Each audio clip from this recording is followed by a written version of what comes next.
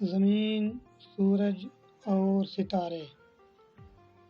کائنات کا نظام جس طرح ماضی بعید میں چل رہا تھا آج بھی اسی طرح چل رہا ہے، اور کائنات کے تمام اجرام فلکی اپنی اپنی جگہوں پر قائم ہیں۔ کائنات کا نظام جس طرح چل رہا ہے وہ یہ ہے، سال کے 12 مہینے ہیں، کوئی ایک مہینہ لے لیں۔ فرض کریں ہم جون سے ستاروں پر پڑتال کرتے ہیں، جون کو ایک ایسے ستارے پر مشق کرتے ہیں جو سورج کے ساتھ طلوع اور غروب ہو، جو سورج کے عین اوپر 90 ڈگری پر قائم ہو۔ مگر ہم آپ کو سمجھانے اور آپ کی سہولت کے لیے کسی ایسے ستارے پر مشق کرتے ہیں جو سورج سے 1 گھنٹہ پہلے طلوع ہو۔ السلام علیکم، منظور ڈسکوری چینل میں تخلیق کائنات کی پریکٹیکل ویڈیو کے ساتھ میں ہوں منظور حسین۔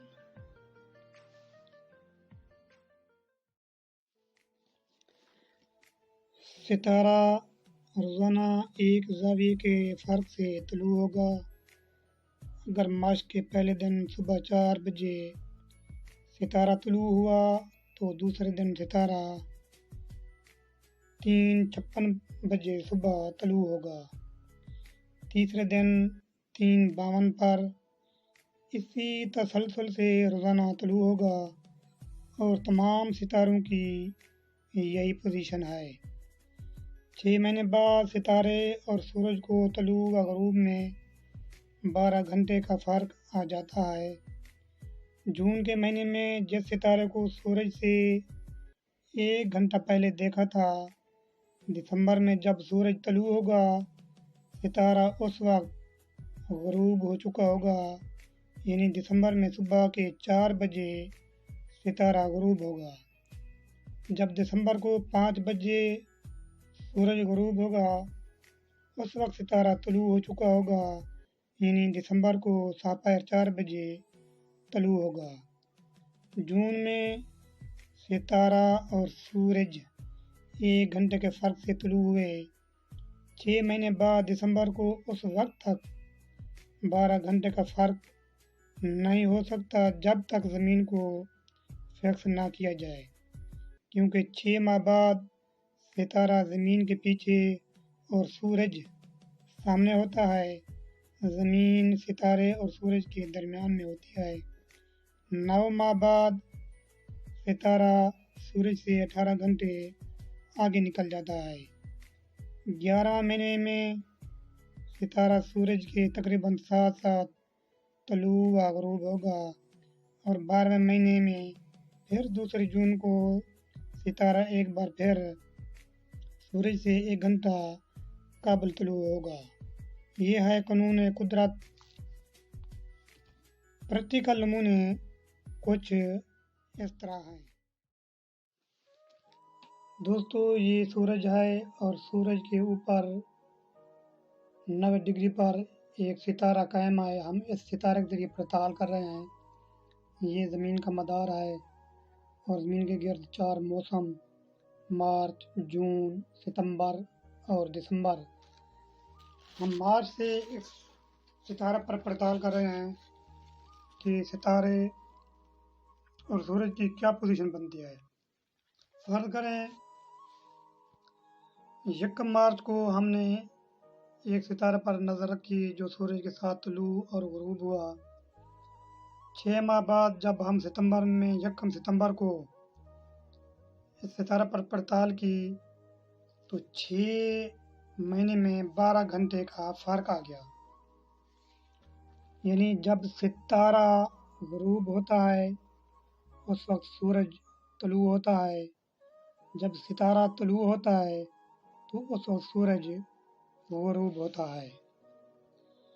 یعنی 6 ماہ بعد زمین ستارے اور سورج کے درمیان میں آ جاتی ہے، ورنہ 6 ماہ بعد 12 گھنٹے کا فرق نہیں آ سکتا۔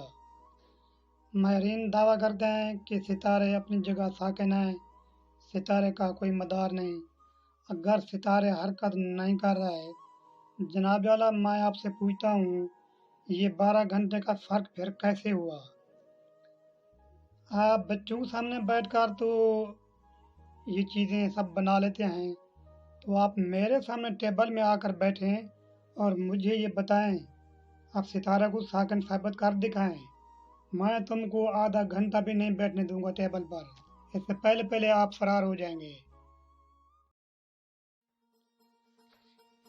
دوستو، دوسرا جو ماڈل آپ دیکھ رہے ہیں یہ مرکری، وینس، زمین اور مریخ کے مدار ہیں۔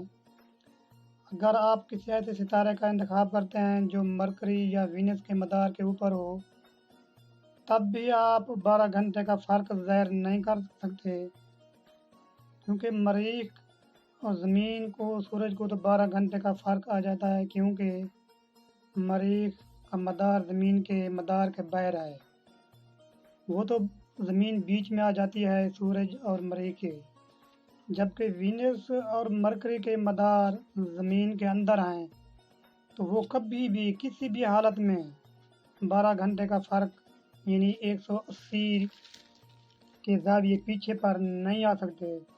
وینس بھی 3.25 گھنٹے کے فرق سے طلوع ہوتا ہے سورج سے، وہ بھی 40 ڈگری پر آ جاتا ہے اور پھر 0 ڈگری پر اس کی ڈگری گر جاتی ہے۔ جو مرکری اور وینس کے مدار میں بھی ہو تب بھی وہ 40 ڈگری سے زیادہ اوپر نہیں آئے گا۔